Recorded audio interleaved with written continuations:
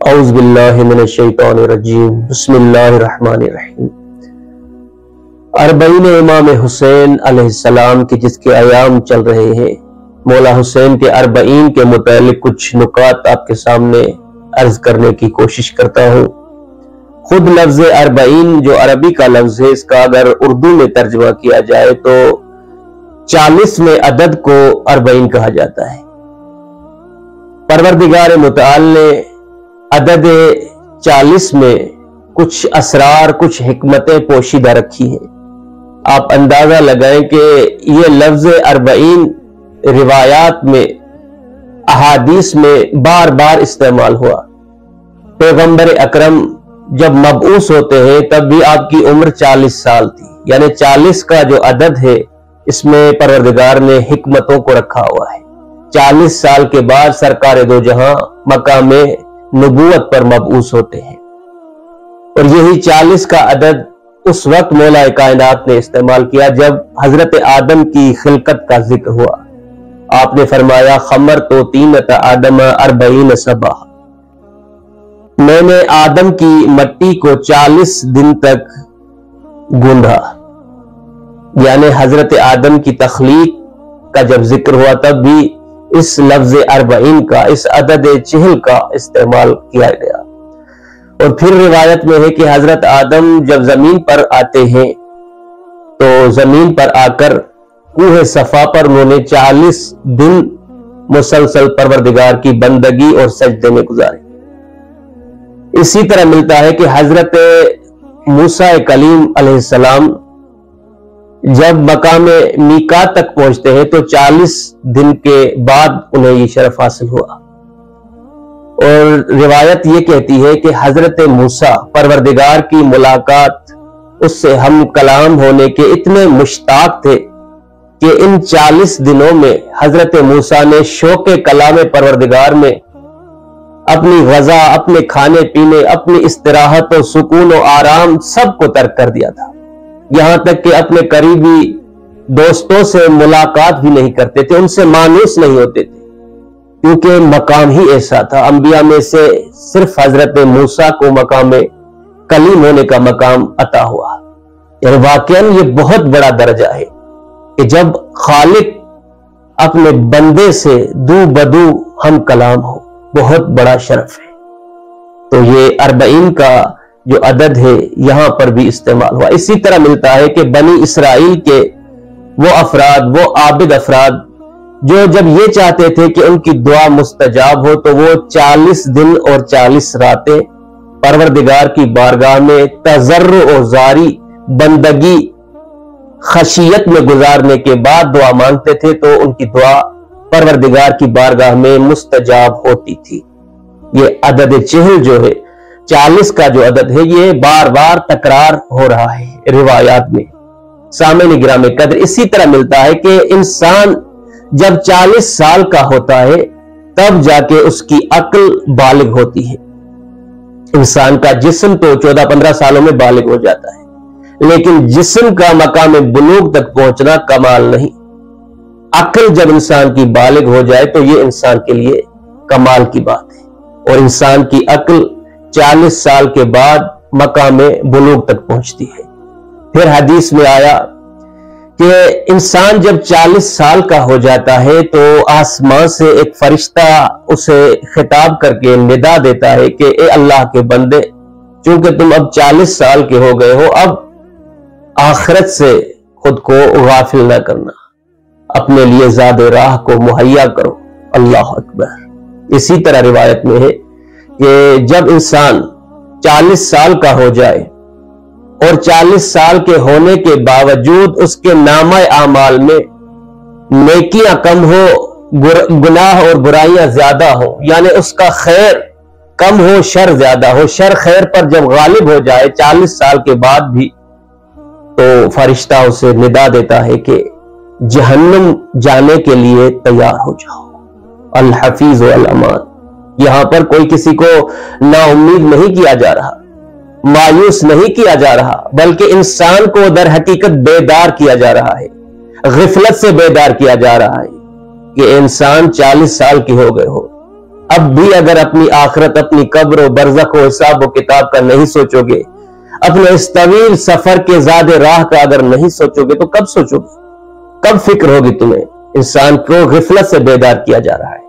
بالکل اسی طرح پھر ایک حدیث میں معصوم نے فرمایا کہ اگر کوئی انسان 40 دن تک خود کو خالص بنا دے اپنے پروردگار کے لیے، اپنے رب کے لیے، اس کی بندگی کے لیے، اس کا اٹھنا بیچنا، سونا جاگنا، حرکات و سکنات، اس کی عبادت و بندگی سب اپنے رب کے لیے، خالص اس کے لیے ہو، کوئی دکھاوا نہ ہو، تو پروردگار متعال ایسے انسان کے لیے اسرار و حکمتوں کے دروازے کھول دیتا ہے۔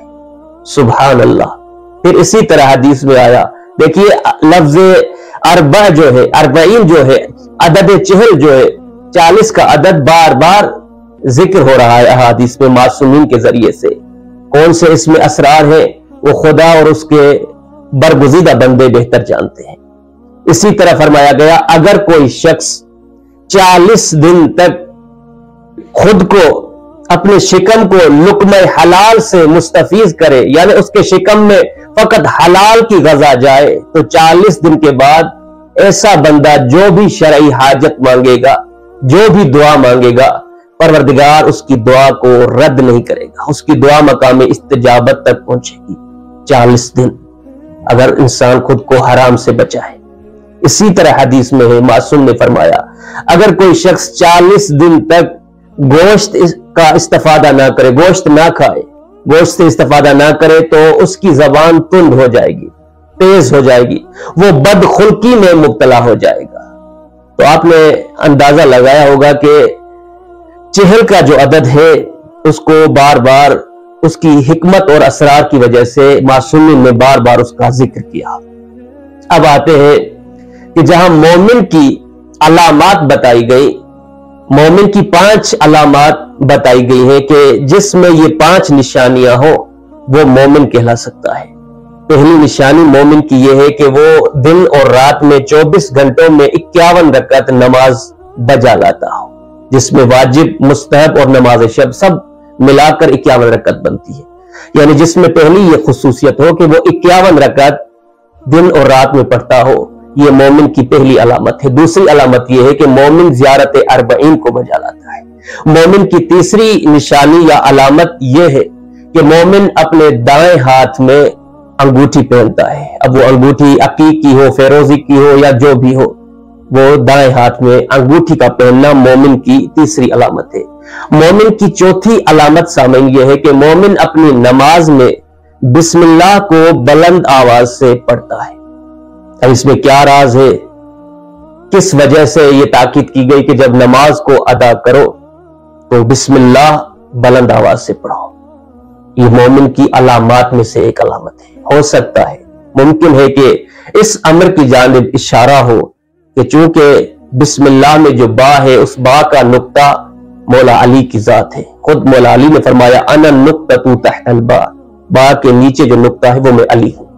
اور پھر وہ حاکم شام کا نماز سے بسم اللہ کو کھا جانا، چوری کر دینا، اور پھر پیچھے سے کسی نمازی کا آواز دینا کہ اے حاکم شام، تو نے جو نماز میں بسم اللہ کو حذف کر دیا، اسرقت ام نسیت، کیا اس بسم اللہ کو جان بوجھ کر چوری کیا ہے یا بھول گئے؟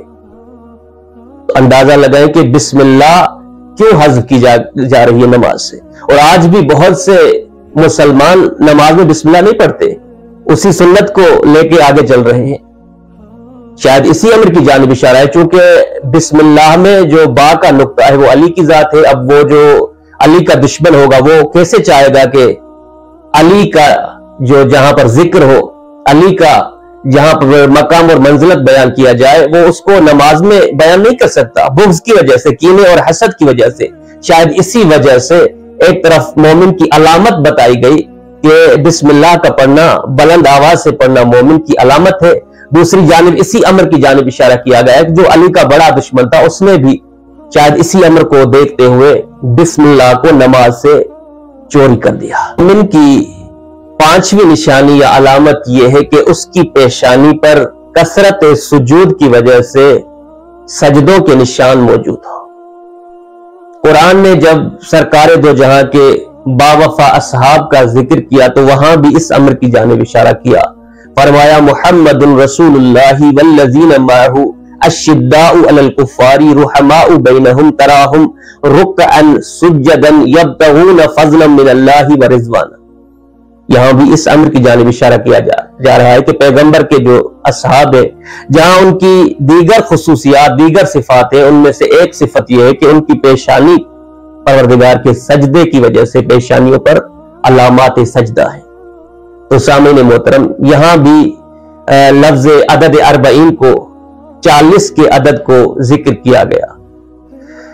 مولا حسین علیہ السلام کا 40 اور اس کی فضیلت کے لیے یہی روایت کافی ہے کہ جہاں پر ابن وہب نامی شخص مولا صادق آل محمد کا ماننے والا یہ اس حدیث کو اس روایت کو اس انداز سے نقل کرتا ہے کہ 1 سال میں سرکار صادق آل محمد کی خدمت میں تھا. ظاہری اعتبار سے ایام 40 چل رہے تھے. لوگ جوک در جوک امام حسین کی زیارت کو جا رہے تھے. زائرین امام حسین کا وہ شوق، وہ اشتیاق اور سفر کی وہ تکالیف اور سفر کی وہ مشقتیں اور مشکلات کو مد نظر رکھتے ہوئے امام جعفر صادق علیہ السلام نے مصلی پر بیٹھتے ہوئے دعا کے لیے ہاتھ بلند کیے اور فرمایا اے میرے پروردگار. اب اندازہ لگائیں کہ امام حسین کے وہ عاشق، وہ زائرین جو عشق حسین میں یہ سفر عشق کرتے ہیں، ان کے لیے اگر کوئی معصوم امام صادق آل محمد حجت خدا اگر ان کے لیے دعا مانگے ان کا کیا مقام و مرتبہ ہوگا.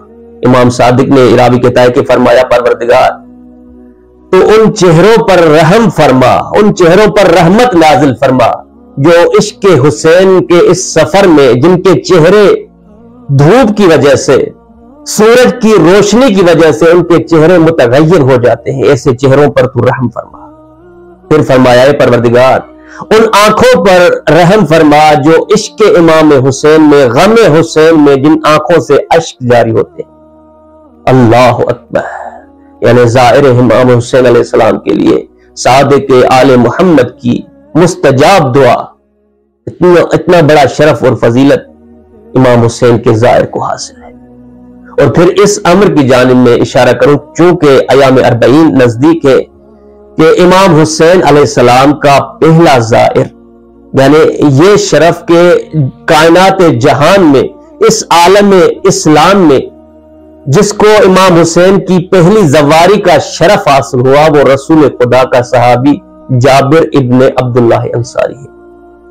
رسول خدا کا یہ ضعیف صحابی جو تقریباً 90 سے زیادہ اس کی عمر ہو چکی تھی، آنکھوں سے نابین ہو چکا تھا، عطیہ نامی ایک شخص کو اپنے ساتھ لے کر مدینے سے کربلا جاتا ہے عشق حسین میں اور جا کر اپنے پہلے ظاہر ہونے کا شرف حاصل کرتا ہے.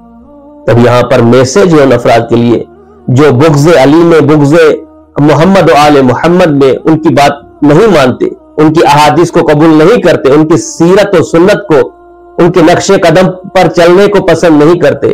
ان کے لیے ایک سوال ہے، ایک تدبر و فکر کا مقام ہے. چلیے ٹھیک ہے آپ اہل بیت کو نہیں مانتے، لیکن آپ جو خود کو عاشقان صحابہ کہتے ہیں، سپاہ صحابہ کا نام خود پہ رکھا ہوا ہے، اہل بیت کی نہ صحیح اس صحابی کی سنت کو تو اختیار کرو. صحابی جابر جیسا بلند مقام کا صحابی امام حسین کی زیارت کے لیے مدینے سے کربلا وہ بھی نابین ہو چکا تھا.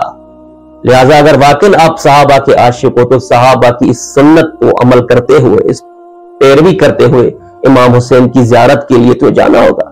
اگر واقعی عاشق صحابہ ہو تو اس سنت پر عمل کرو اور جاؤ امام حسین کی زیارت کے لیے، کیونکہ امام حسین کا دروازہ سب کے لیے کھلا ہوا ہے. سامعین گرامی قدر، جابر ابن عبداللہ انصاری وہ رسول کا صحابی ہے جس نے پیغمبر کے بعد علی کا در نہ چھوڑا. علی اولاد علی سے عشق و مودت کا، علی کی ولایت کے دفاع کا سلسلہ تا دم مرگ جاری و ساری تھا. جابر ابن عبداللہ انصاری نے مولا علی کے سب سے بڑے دشمن کو مدینے میں سب سے زیادہ جس نے بے نقاب کیا وہ جابر ابن عبداللہ انصاری تھا، رسول کا صحابی. اس نے لوگوں کو چلا چلا کر بتایا کہ میں نے خود رسول خدا سے سنا کہ آل امیہ پر، ابو سفیان کی نسل پر حکومت کرنا، حکومت اسلام کرنا حرام ہے۔ جابر کہتا تھا کہ میں نے خود رسول خدا سے سنا کہ وہ شخص، یعنی وہ علی کے اس بڑے دشمن کی طرف اشارہ تھا، کہ رسول خدا نے فرمایا یہ جب مرے گا، یہ شخص جب مرے گا تو میری ملت پر، میری امت سے ہو کر نہیں مرے گا۔ اللہ اکبر۔ اور پھر اس شخص نے جب رسول خدا کے منبر کو جو مدینے میں تھا شام لے جانے کی کوشش کی، شام کے شہر دمشق میں اس منبر کو منتقل کرنا چاہا، تو چونکہ پاورفل شخص تھا، حکومت کا سربراہ تھا شام کی حکومت کا، لہذا سب خاموش تماشائی تھے۔ جس شخص نے اس امر کی مخالفت کی وہ جابر ابن عبداللہ انصاری تھا۔ یہ خود اس شخص کے پاس جاتا ہے اور جا کر ڈانٹ کر اسے، یعنی اس تنگ لہجے میں، سخت لہجے میں اس سے گفتگو کرتا ہے کہ تمہیں کوئی حق نہیں کہ تم رسول کے منبر کو مدینے سے شام کی طرف لے جاؤ، اور پھر مانے ہو جاتا ہے، منصرف کر دیا اس کو اس امر سے۔ یہ جابر ابن عبداللہ انصاری، یہ روایات کے سائے میں میں عرض کر رہا ہوں کہ جابر یتوقع علی العصا، آخری زندگی کا پیریڈ تھا، ضعیف ہو چکا تھا، آنکھوں سے نابین ہو چکا تھا، عصا کا سہارا لیے ہوئے مدینے کی گلیوں میں جب گھومتا تھا، جب چہل قدمی کرتا تھا تو انصار کے لوگوں کو مخاطب کرتے ہوئے جابر کہتا تھا، اے انصاریو، اے مسلمانوں، میں نے خود رسول خدا سے یہ کہتے ہوئے سنا کہ علی خیر البشر ومن ابا فقد کفر، علی بشریت میں سب سے بلند و بالا اور افضل ہے، اور جو علی کو افضل نہ مانے فقد کفر، وہ انسان کافر ہے۔ یہی جابر ابن عبداللہ انصاری تھا جو لوگوں کو کہتا تھا مدینے میں، مدینے کی گلیوں میں، ادبوا اولادکم علی حب علی ابن ابی طالب فمن ابا فلینظر الی شان امہ، اپنی اولاد کی علی کی محبت پر، علی کی محبت و عشق و مودت کی بنیاد پر تربیت کرو، لیکن اگر کوئی بچہ علی سے محبت نہ رکھے بلکہ علی کا نام سن کر اگر کسی کا چہرہ بگڑ جائے تو خبردار اس بچے کو کبھی نہ ڈانٹنا، اس بچے کی سرزنش نہ کرنا، بلکہ اگر کوئی بچہ علی سے بغض رکھتا ہو تو سیدھے جا کر اس کی ماں کے کردار کو دیکھو، کیونکہ ہو ہی نہیں سکتا کہ ماں با کردار ہو اور بچہ علی سے محبت نہ کرتا ہو۔ ماں اگر با کردار ہو، صاحب کردار ہو، تو پیدا ہونے والا بچہ سلمان بنتا ہے، ماں اگر بد کردار ہو تو پیدا ہونے والا بچہ مروان بنتا ہے۔ سامعین گرامی قدر، یہ جابر ابن عبداللہ انصاری جن کو یہ شرف حاصل ہے کہ وہ پہلا امام حسین کا زائر ہے، اور جو شخص جابر کو مدینے سے کربلا لے گیا امام حسین کے زائری کے لیے، اس شخص کا نام ہے عطیہ۔ یہ عطیہ کہتا ہے کہ میں جابر کے ساتھ تھا، جب کربلا کے نزدیک ہم پہنچے تو جابر نے دریائے فرات سے غسل کیا، پھر اللہ کا ذکر کرتے ہوئے سبوح القدوس ان کی تسبیح پڑھتے ہوئے آہستہ آہستہ جابر قبر اطہر امام حسین کے قریب جاتا ہے اور کہتا ہے کہ عطیہ میرے ہاتھ کو امام حسین کی قبر پر رکھو، جو کہ نابین ہو چکا تھا۔ عطیہ کہتا ہے میں نے جب جابر کا ہاتھ امام حسین کی قبر پر رکھا تو جابر نے شدت غم کی وجہ سے جابر غش کر گیا، بے ہوش ہو گیا۔ ایک مرتبہ عطیہ کہتا ہے میں نے اسے ہوش میں لایا، پانی جب اس کے چہرے پہ ڈالا، جب ہوش میں آیا تو پھر گریہ کیا، پھر بے ہوش ہو گیا۔ 3 مرتبہ مسلسل رسول کا یہ صحابی غم امام حسین میں گریہ کرتے ہوئے بے ہوش ہو جاتا ہے۔ 4تھی مرتبہ امام حسین سے خطاب کرتا ہے، 3 مرتبہ اس لفظ کو تکرار کیا، یا حسین یا حسین یا حسین۔ جب 3 مرتبہ تکرار کر چکا تو اب قبر مطہر امام حسین سے خطاب کر کے جابر کہتا ہے کہ اے میرے مولا حسین، اے میرے محبوب، تیرا محب مدینے سے یہاں کربلا تیری زیارت کو آیا ہے، تجھے بلا رہا ہوں، حسین کیوں اپنے محب کو جواب نہیں دے رہے؟ اور پھر وہ مسائل پڑھنا شروع کیا کہ حسین کیسے مجھے جواب دے سکتے ہو جبکہ آپ کے سر کو تن سے جدا کر دیا گیا، آپ کے گلے پر، آپ کے گلوئے مبارک پر شمر کے وہ خنجر، وہ 13 ضربیں، اس مقام سے آپ کے سر کو جدا کیا گیا جس مقام پر، جس گلے پر میرا محبوب رسول خدا بوسے دیا کرتا تھا۔ اللہ اکبر۔